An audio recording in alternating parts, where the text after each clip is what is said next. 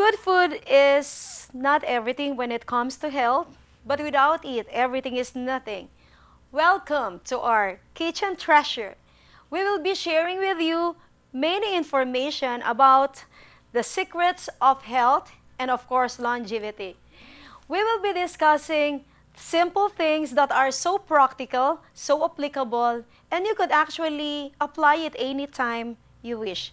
Now we have been discussing whether plant foods or animal products would give a sufficient amount of vitamins, minerals, carbohydrates, fats, and oils, but we keep on sharing with you also some of the strategies on how to do some practical applications.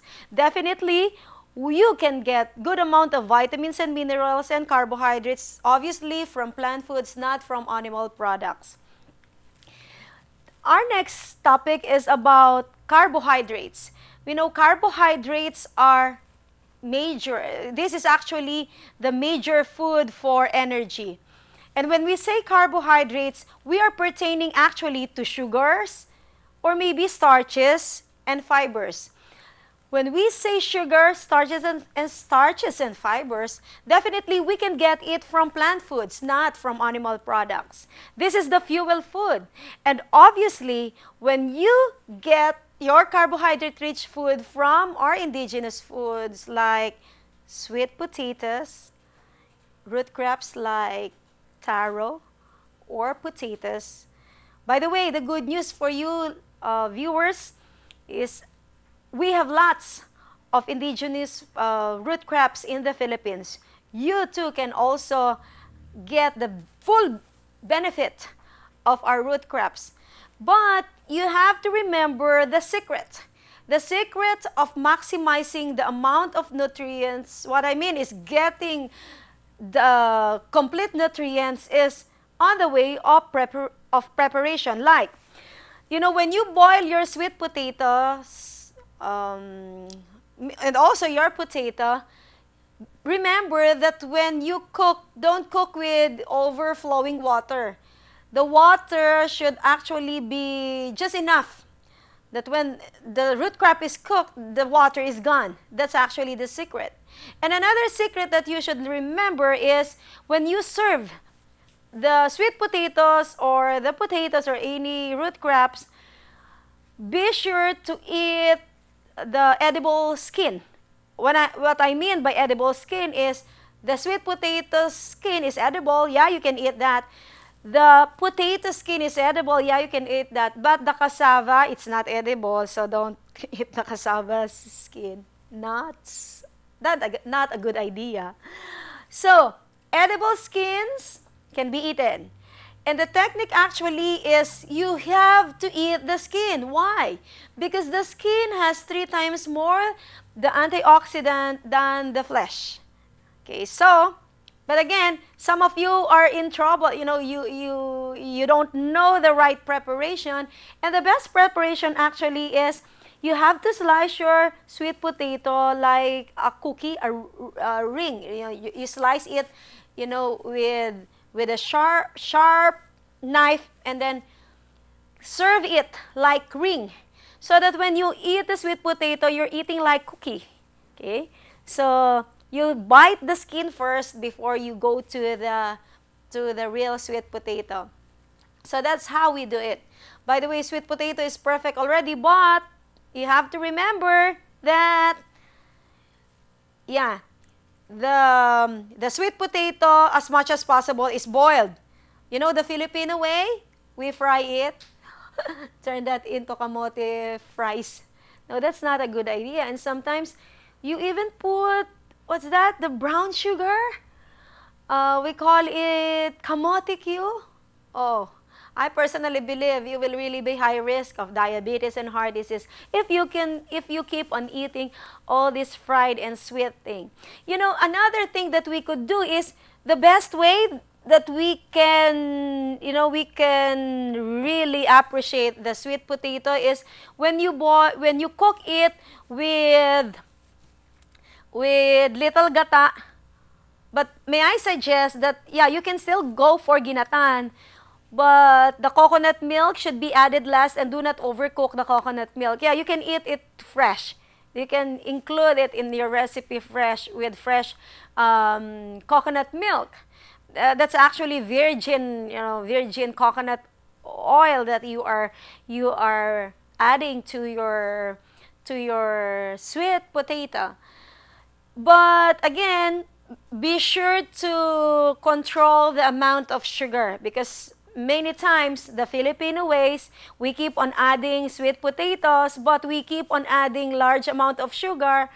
That's not a good idea when you put more of the sugar. Yeah, you can have a little taste, but not so sweet. Or maybe you can add other sweetener. I've seen in Los Baños the magic sweetener, and I would recommend that Filipinos would propagate this vegetable, this sweetener. We call it stevia.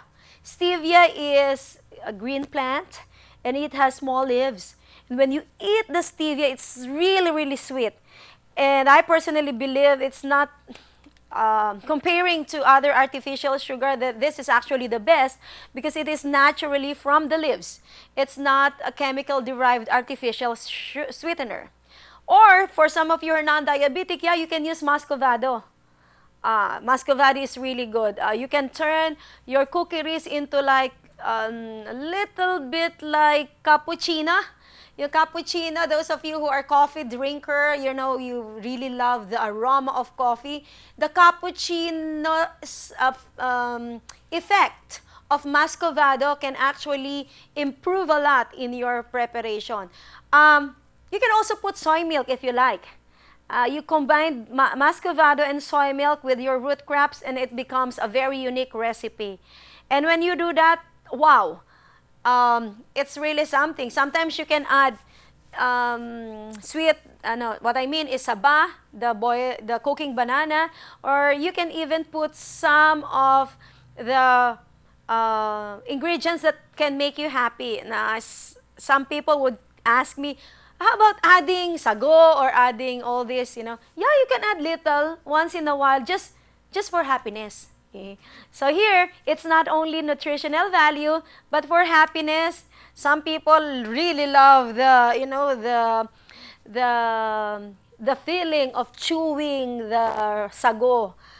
And it's hard for them to really get rid of these things. Yeah, you can put, but this is just for happiness. So that is some of the secrets that you could use to improve the cookery for sweet potato. Another idea that we can get from having the real kind, the indigenous kind of carbohydrates, is the idea of this has also high amount of dietary fiber. When we say dietary fiber, it can lower down the risk for heart disease, diabetes, cancer, and even constipation. So fiber has a role. And when you eat the skin of the sweet potato, you're also getting the amount of fiber, good amount of fiber. So that is sweet potato. Another way that we could do is unpolished rice. When we say unpolished rice, it simply means that it is the rice that, you can still preserve the bran. And you could easily go to the rice mill and then order for unpolished rice. By the way, there are several kinds of unpolished rice. We have the red rice. We have also the brown rice, regular, unpolished. We have another variety. We call it unpolished purple rice. And we have, you can actually combine this variety of rice. Now, for the starters, we recommend that you mix unpolished rice with the white rice initially, especially those of you who are just starters. But later on, you would be able to perfect the way how to cook unpolished rice. And it's a matter of soaking initially, especially if the variety that you got is really, really, a little bit hard. So you have to add little water. It is just 1 cup of rice to 1.5 cup of water. So that's 1.5 to 1 is the perfect ratio. So remember that, and you would really be surprised. You can actually improve the nutritional value of your recipes. Now, another thing that we could do is the rice can also be improved if you put sometimes wheat bran. Wheat bran is darak in Tagalog. You can order it from the health store, or if you have your friend in the rice mill, you can get the rice bran in the rice mill. Another idea that we could take is now, in your kitchen, you have to keep your legumes all the time. When I say legumes, you have your mongo. By the way, there are several kinds of mongo. The green mongo, red mongo, yellow mongo, or even sitaw seeds, red kidney beans, white kidney beans. You have pinto seeds. In Manila, we have dal. We have the mung dal. We have the orange dal, and you can have a wide variety of this. The good thing for small beans, like, you can also use the split mongo. The split mongo can be added immediately when you cook your rice. So that when you cook your rice, you have already mongo, at the same time you have also rice. So you have already two macronutrients, the protein and the carbohydrates together in just one cookery. That is another important thing to remember. Now, here in our kitchen, you can see so many secrets here. It's just hidden in these cabinets. But how to improve the cookery later on, your kids would really love, love eating, dining, and, socializing with this kind of plant-based diet is another thing. That is actually the purpose of this program. We will be revealing some of the secrets in our kitchen, and there are hidden treasures here. And the hidden treasures actually are just hidden. So let us just search for the hidden treasures. And it is from the mongo bean, it is from the rice combined together. So here comes an idea. Last time we had our hidden recipe, the malunggay pancake and malunggay chapati. They're just under these tables, under these cabinets, and you can really see that, we can make it best. Especially when it comes to family health, now we really are aiming for the best. Now, I had a patient one time, and my patient was 7 years old. And this patient was severely constipated. And the patient actually was brought to the hospital to the surgeon. And the surgeon was a very kind surgeon. He detected some nutritional problem. And then he said to the mother, okay, bring your son to a dietitian for nutritional, advice.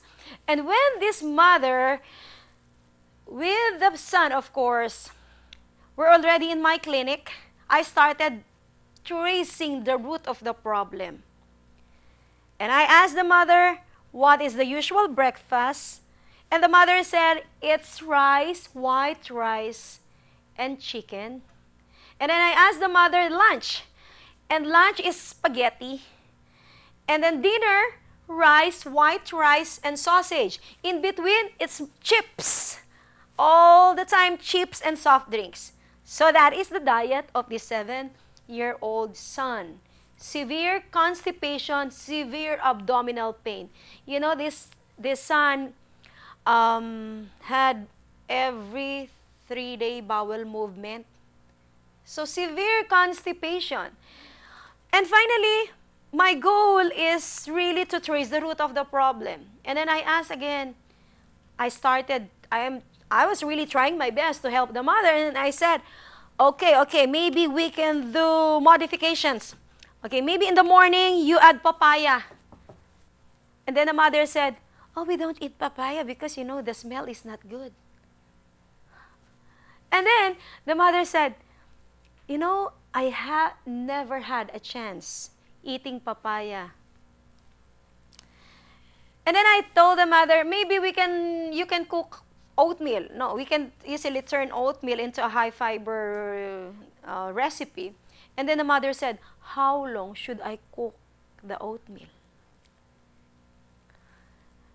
And here comes the mother asking, I was trying really to help, and I advised the mother, I told the mother, can you cook spinach for the son? Because you know spinach has bland taste. You know, it's easy for the kids to really appreciate vegetable when you start with spinach, bland vegetables. And then the mother said, what is the shape of the spinach? And I was shocked. The mother doesn't know the shape of the spinach. The mother doesn't know how long oatmeal should be cooked. And then I continued asking, how do you cook your spaghetti?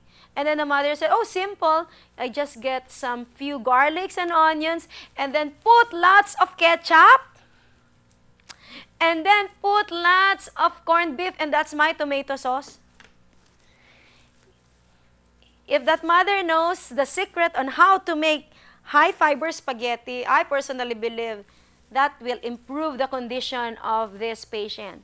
It's so easy. You just chop the tomatoes, turn that into sauce. You don't need to remove the skin. Don't remove the seeds. Make it as a sauce, and then chop small pieces of celery, and it's a celery and tomato sauce, and the child cannot recognize the vegetable in that sauce. You know, I even chopped eggplant. Turn the eggplant into small pieces. When you saute that one, that becomes very delicious spaghetti sauce. And then I started asking the mother, are you willing to really discover, learn how to cook? And the mother is willing, but she said, I don't have time. You know, when you want health for the family, you should have time. That is basic. Now, and then here comes the mother. The mother has a severe, you know, problem right now. The child is actually suffering from severe constipation, and the mother has no time cooking food for the son. I doubt if there is a solution to this problem. But, you know, education is very powerful because it's only education that can equip the mother how to cook foods. So here comes, when you look at the diet of this child, definitely is very low in fiber. Low in fiber, almost zero fiber. Yeah, rice is good supposedly if it is unpolished rice, but they are using white rice. By the way, meat, poultry, fish, eggs, milk, and cheese contain no dietary fiber. So if the diet is just chicken and sausage and fish and, you know, it's zero fiber. You can only get dietary fiber from vegetables, fruits, nuts, and grains, and legumes and beans. So again, look at the root of the problem, and the root of the problem here is ignorance. The mother doesn't know anything about good nutrition. And another issue here is the mother has no time. If there is no knowledge, no time, I doubt if there is solution to the problem. And I doubt if the child could really have, you know, relief from that pain. Now, what is dietary fiber? Dietary fiber is, there are two kinds, the soluble and the insoluble. When you say soluble, it is soluble. When you say insoluble, it is undigestible carbohydrates or partially digested carbohydrates. But in our kitchen today, we will be teaching you the insoluble. It's easy when you learn about insoluble fiber, because you know the belief that to see is to believe is easy to learn. One time I had a patient, and my patient had hypertension, and then I asked the patient, can you please eat good amount of malunggay?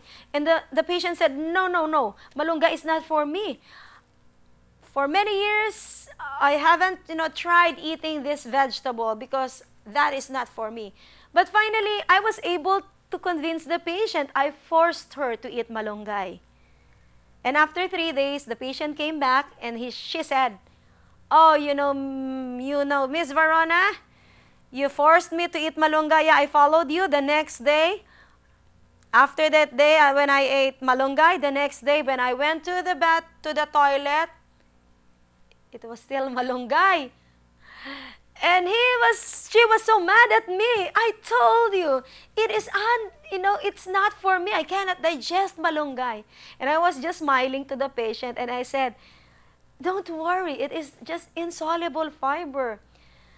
It's normal, you know, all you have to do is chew it well. And when I look at the patient, you know, the patient has poor denture. So the patient cannot actually chew carbohydrates good. And that's the only problem. But still, she has to take malunggay. You know, the initial digestion of carbohydrates is in the mouth through the help of our chewing and through the help of the the salivary amylase in our saliva. So the patients should learn how to chew well. Now, if it is really a problem, you can cut the malunggay into small pieces maybe, or you can puree it. Okay? So you can have some strategies. So you really need a blender and some strategies how to turn it into small pieces. Because when you do that, you will be able to serve malunggay also even to those family members who don't have dentures. Okay? The old folks at home can also enjoy the malunggay and the fiber. And, you know, the dishes, the Filipino way, the native dishes and vegetables that they used to eat, but because of their aging, they don't have any more good dentures for their chewing. Now, when you eat food, there are lots of things that are happening. And food is really amazing. Yeah, it's just there in the garden, but you have to remember that if you don't search for them, it won't reach your kitchen. And without that searching, you know, you cannot put the treasure, the nutritional amount, good nutrients from the garden to your kitchen. So may I appeal to you listeners, to you viewers right now, as much as possible, don't go search, sorry to say this, your plant foods in the grocery store. You cannot find best quality as you know, foods that you could find in the wet market. When I say wet market, you go to the palengke. Yay, you can get malunggay, talbos ng kamote, alogbate, papaya, saluyot. You can have some balimbing in the local market. You can have all the native vegetables in the local market, but not in the grocery store. Maybe once in a while you can do that, but often go search in the market. And another thing that we should remember is, if you are able, you have the garden, you have the farm, plant the indigenous vegetable. There are several indigenous vegetables that are already endangered here in the Philippines. One is lagikway. Lagikway is like, it looks like okra, but it is it is soft. And I heard that in Visayas it is called agikway. Now, if you go to the food composition table, it is lagikway. Lagikway is actually high in vitamins and minerals, and it is already endangered species. Now, the malunggay, I used to propagate malunggay. And in my seminar, I used to distribute malunggay. No, sorry, not the malunggay. Yeah, the malunggay and the lagikway. So, these two are always distributed for planting. So, the lagikway and the malunggay are always propagate. You know, we keep on asking our participants to plant as much as possible these vegetables because, you know, we have to save the lagikway. You know, it is already endangered species. Even according to the experts right now, they cannot find lagikway anymore. But you know, when I went to Indonesia, there are lots of lagikway. It's another variety, but it's still lagikway. And when I say lagikway is actually high in phytochemicals. Even chlorophyll, you have already cooked it, but it's still green. You know, unlike some leafy vegetables, when you cook the leafy vegetables, like talbos ng kamote or sweet potato leaves, later on it becomes brown, right? But for lagikway, evergreen, even cooked, even blanched, half cooked, is still evergreen. Even well done, it's still evergreen. It's a little bit, the taste is like a little bit similar to okra. And the beta-carotene is really high. It's more than 8,000 beta-carotene per 100 edible portion. So it's really, really important. I'm appealing to those of you who are listening right now and watching the show. If you have seen lagikway in the place, or you go Google, search Google, ask Mr. Google, so that you'll see the picture of lagikway. And later on, you search around and then plant that lagikway. And we invite you to help us in, making our kitchen really rich in all this indigenous vegetable. Another vegetable that is almost endangered is the kulitis. What is kulitis here in Visaya? It's kulitis in Tagalog. Still kulitis here in your place? Yeah, still kulitis is the native spinach. The native spinach is really high in all this calcium and vitamins and vitamin A and all this chlorophyll and fiber. And it is just around the garden. It's just around the area. So all you have to do is gather all this. Saluyot? Wow, I love saluyot. That was our lunch today. And we're so happy because we can turn saluyot into nice dishes. Saluyot is really perfect when it comes to cookery. So, the best evaluation that we could do when you open up the, your refrigerator, we have our ref there. And when you open up, you will really be surprised inside our refrigerator. We have lots of saluyot and alugbate and kulitis. And wow, we have all the indigenous vegetable that is hidden in our ref. Okay, so we appeal that you also hide some treasures in your refrigerator, and you hide treasures in your cabinets.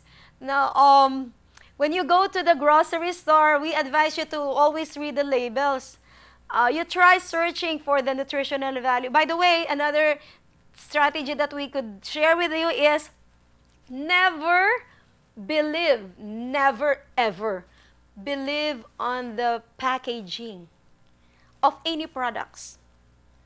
But you have to search on the nutrition facts. Meaning, when the product says, oh, it's zero cholesterol, it's no trans fat, wait, you have to see the nutrition facts. And then prove that it is no fat, it's no sodium. Because sometimes when they say no sodium if you just eat a piece. But if you will be eating 5 pieces, it has already sodium, high amount of sodium. So you better look at the nutrition facts, not the packaging, especially the cover of the product. I personally believe the best products are the products that don't have packaging. When God created the best food, it has no packaging, no labeling, no nutrition facts. But I personally believe when God did that, I am sure that He cannot put the packaging, He cannot put the labeling, He cannot put the nutrition facts because it's thousands of nutritional value. It's not just 1, 3, or 4. It is thousands of nutritional value, so it's impossible really to put in a packaging. So what I mean with this is, you go to the local market and look for the leaves that don't have packaging. You go in the garden, you plant your vegetables. You go in the talipapa. Talipapa is good, huh? Because these are produced by, simple local farmers. And when we do that, you will be able to keep more treasures in your kitchen. Good food is not actually everything when it comes to health. But without it, everything is nothing. God bless us all.